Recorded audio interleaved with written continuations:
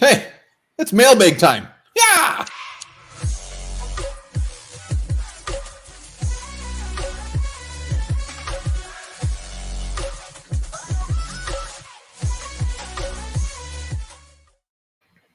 All right, welcome back to the Onebar and Lupagus show. I'm Onebar with a dancing Lupagus, and it is mailbag time. We asked, you delivered. We got a lot of questions. That's burning questions.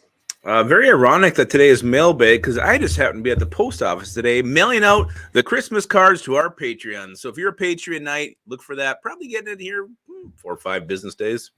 Really? Gee, that's I don't slow. know. It takes forever these days at the post office. Don't get me started on the post office. Yeah, and also hit that subscribe button. We just got the 8,300 subs. It's been a great year.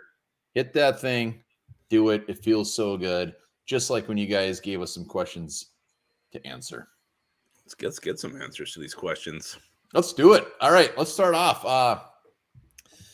The way too early 2022 draft analysis. Which rookie right now that was available when the Vikings originally drafting at pick 12 would you have taken knowing what you know now? Wow. That's saying we're not trading back, holding tight. We're taking them. I mean, I'm trying to think of everybody, even below that. Was the question they had to be a first-round prospect at the time? Or Hell no. It can be anybody. I'm going to let you answer this one first then. Well, I mean, this there's a lot of options you can go. There's a lot of different directions, but I'm going all the way to the 5th round. I'm going Tariq Woolen. I mean, there's probably guys before that, but like Tariq Woolen's been so damn good. I was so hard up with it for this guy, even in rounds 2, round 3, and he goes all the way to round 5, and he's an absolute stud. Tariq Woolen, come on down. You're a Minnesota Viking. Yeah, when you asked me the question, that was definitely the first name that came to my mind. So I'm just going to piggyback off what you said. I mean, he's been fantastic. He's got the size, he's got the speed, and he's playing damn well for being as raw as he was supposed to be. The guy's been a plug-and-play corner, and he's playing very, very, very well at a very high level. So Tariq Woolen is also came to mind for me. Yeah, Tariq Woolen, I mean, the guy is just ginormous. He would have been so damn good on this defense, a defense that is just – not been overly great. I mean, Jordan Davis sticks out. I know he got hurt, but there's some receivers out there that definitely stick out. But I'm glad we're on the same page there, Lupagus. Yeah, I wasn't going to go that deep, but then you went deep. You always do. I did. All right, next up, will teams dare to kick to King Kenny again outside of kicking into the wind? I love how they threw that in there. Like, hey, I got to cover my ass here in case it's the wind. So will teams shy away from ever kicking this guy the ball? Well, they were doing it before the Patriots game, and I don't know what happened there. Folk just shanked one or whatever. So I think that'll continue to happen. They saw it last year. They have it on film. They know how dangerous he can be. Why the hell would you kick to this guy? Yeah, they're going to continue to kick the hell away from him. Why wouldn't you? Yeah, I mean, he's leading the league, 26 yards a kick. But to be honest, I mean, nobody returns kicks. It's the most boring thing ever now on a kickoff. It has to be a huge win. It's not like he's kicking away from him. It's just everybody kicks it out of the end zone. Yeah, but not that Patriots game. Yeah, it was wonderful. It was beautiful. All right, another draft question. Over the last 5 drafts, Minnesota picks round 1 through 4 have been horrible. Just pissed off. What? So let me keep going. You need those picks to be successful, at least for depth. Most teams want higher draft picks to be starters, blah, blah, blah. What are your thoughts for the future? Next 3 years with basically the cupboards bare and nobody replacing aging veterans.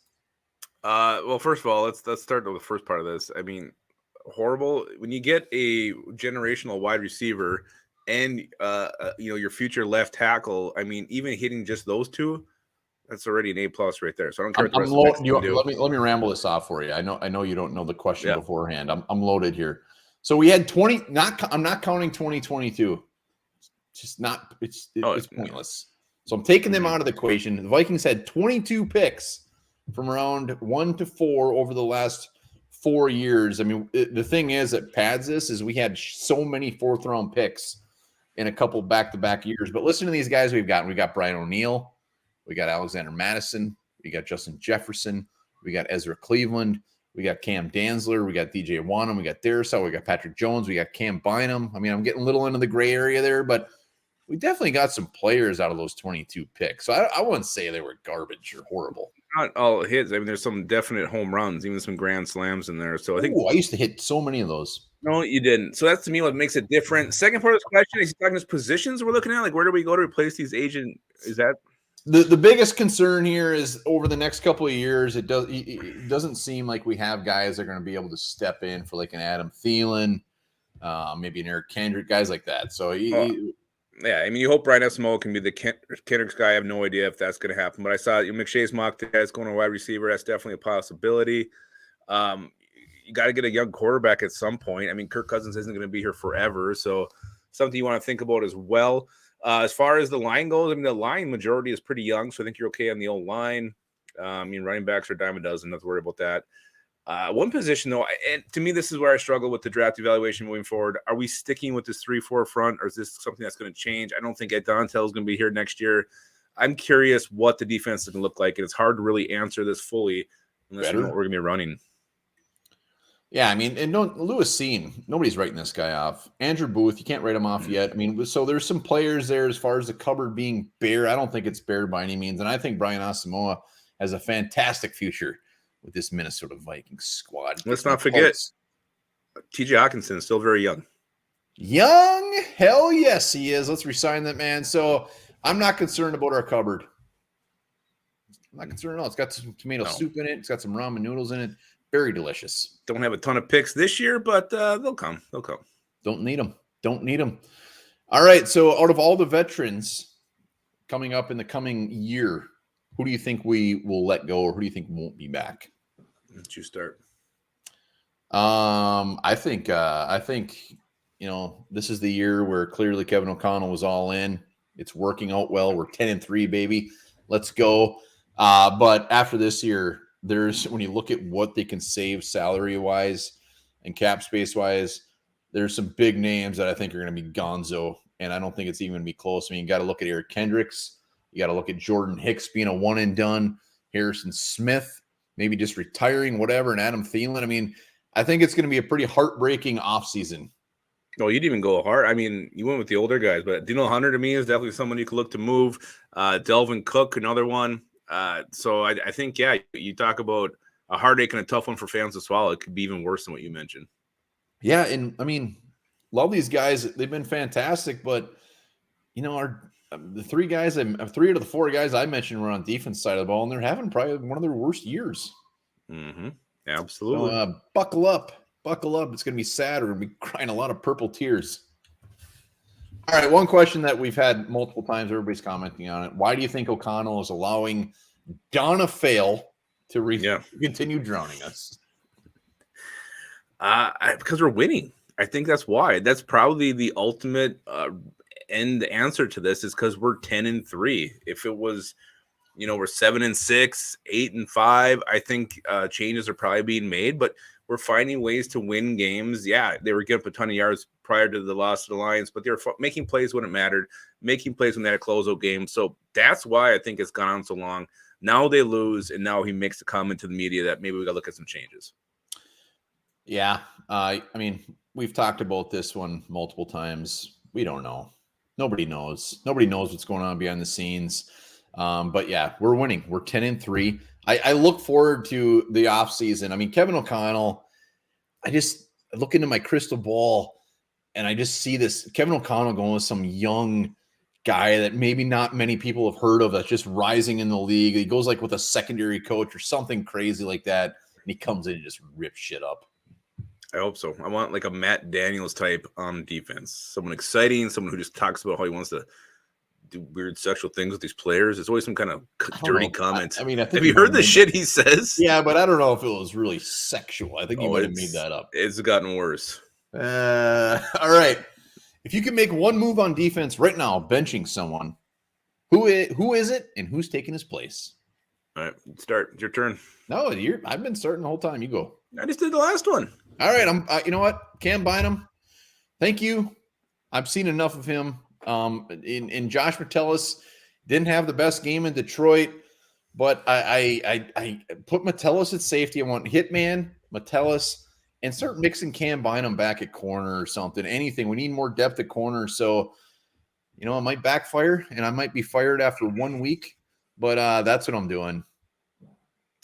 Yeah, I don't know how he gets on there more, but I want to see more Patrick Jones. I don't necessarily want to take Hunter out, but if hold on, you have to bench somebody. I know. Okay, who are you benching? Fuck it, I bet Hunter. I'm putting Patrick Jones out there. I'm getting nutty. Oh my God, you're fired. You've been fired. You've just been fired. Like you didn't even get to play a game. He's the one guy I want to see who also going to take out the field. Hunter. I haven't been impressed with him lately. Very quiet. Say that to his face. I would never say it to his face. All right, I don't even want to talk about that one anymore. What just happened? I mean, my backup was Asamoah to Jordan Hicks. Daniil Hunter probably would have been the 10th guy I would have benched. I don't know. When are we going to start making this guy accountable for his shitty play and nothing really happening?